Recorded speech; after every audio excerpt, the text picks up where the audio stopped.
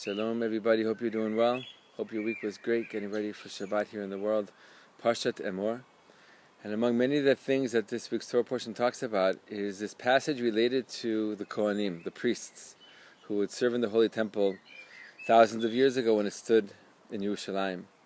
And we learn many of the details of the temple. It's incredible to think that this structure, this building, which was the centerpiece of Jewish life for so long ago, we know so many of the details still today. Thousands of years ago, we can tell you what sacrifices they brought in what day, and what quantity, what kind of animals, what they did with the different parts, how many different kohanim were part of the bringing of the sacrifice onto the altar. We know how big the altar was, how many fires there were on the altar. We have so many details, right? We've done an incredible job, as Jews have done with many aspects of our tradition. We have preserved so many aspects of our understanding of what the temple looked like and how it served the Jewish people.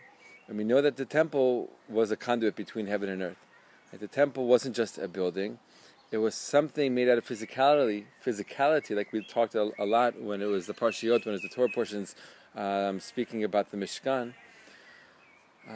It was something that was taken from the physical world in order to give us a spiritual experience, to rise higher and beyond this world, and elevate ourselves personally, individually, to our source, to our Creator, and elevate the entire world. And to take the physical world and transform it into something spiritual. And the Kohanim were those who were given the job to serve day in and day out, to perform all the daily activities that took place in the temple. It was an extraordinary thing. It was a schut, a merit, an honor for these Kohanim to serve in the temple. And it was a spiritual experience, as you can imagine, for them as well, to be there, to be the one who's serving the Jewish people and on a very deep level, the entire world, right? Standing in the temple barefoot, in special clothing, right? Performing special actions. Now, related to this week's Torah portion, we learned that if a Kohen, if a priest has a blemish, has a mum, has something about his body that's not quote-unquote normal, right? We can go into a whole discussion of what normal is, but the Torah lists a whole list of blemishes, that if a Kohen has one of these, he's disqualified from working in the temple. He can't perform the normal daily functions of and in the temple that his brothers are performing, his father's performing, his family members, right? His Kohen group, as we learned about. And he's left without that experience and without that opportunity to do something extraordinary in his life. And the question is asked, right? We all ask it throughout the generations. We've been asking it. How could it be that a Kohen, all right, someone's born a Kohen, and a Kohen is given this not only opportunity but this responsibility to go to the temple a certain amount of times a year and to serve the Jewish people and help the Jewish people in all the world connect to God?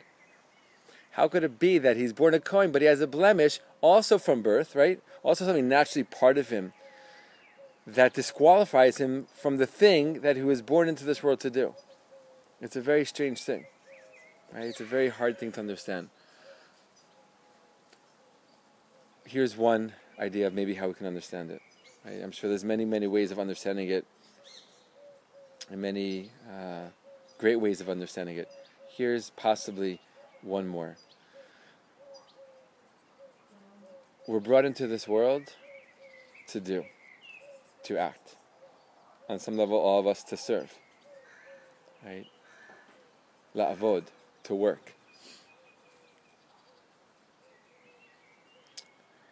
Each one of us is in this world to do something different, something unique, something that no one else in the generation has come to do. No one else in all the generations have come to do. We're here for something very, very specific and unique in the entire story of human history.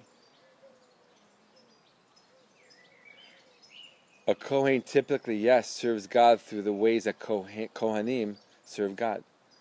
Right? A Kohen expresses himself in the typical ways that Kohanim express themselves, through the rituals and the clothing and the practices. But what I believe this passage can teach us about this Kohen with one of these blemishes is that however we are, whoever we are, that's how we're meant to serve God. What do I mean by serving God? right? It's a whole, again, discussion in of itself, but to connect to God, to emulate God, to bring godliness into the world, to bring this world closer to something holy, holier, to elevate the physical closer to the spiritual, to unite the two, to show ourselves, our people, and the entire world our true purpose for being here, the true purpose for life. I believe all those ideas are wrapped up in this phrase we often say, to serve God. So a Kohen might be, I'm a Kohen, but I can't serve as a regular Kohen because I have these blemishes. So with those blemishes, from that place of blemish, that's how you, Kohen with the blemish, that's how you're going to serve God. That's your unique way. That's your way in this lifetime of serving God. And from that place you can serve God. You can connect this world to the higher purpose that it has in the most incredible ways. Just as if you were born a Kohen without any blemish. It's a very powerful thought, a very powerful teaching, I believe. Right? For all of us, even those, most of us who are not Kohanim, right? We all have our blemishes. We all have our strengths, our things that we're really good at, the things that are people see and we see in ourselves that we know that we're good at, that we can use those abilities and those capabilities, those talents, those skills, those strengths, and do great things in the world. But also from the place of blemish, also from the place of our quote-unquote weaknesses, the places where we're not as strong, we're not as shining, so we think. Also from that place we can serve, we can act, we can do incredible, holy, and elevated things.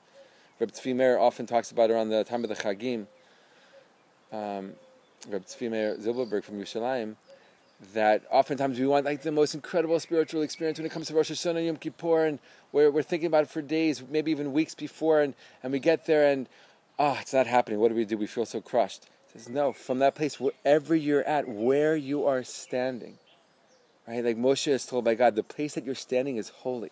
The place that you're standing is holy. Where you stand right now, that is holy. From that place you can become holy. From that place you can bring holiness into the world.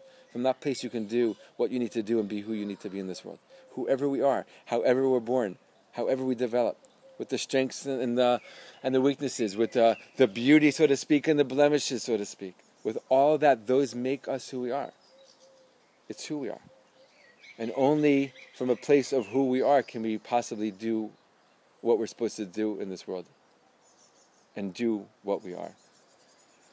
So with all that in mind, we're entering Shabbat, a time to reflect, to connect, family, friends, to enjoy, but also to go inside and to think and to meditate and to introspect a little bit. Who am I?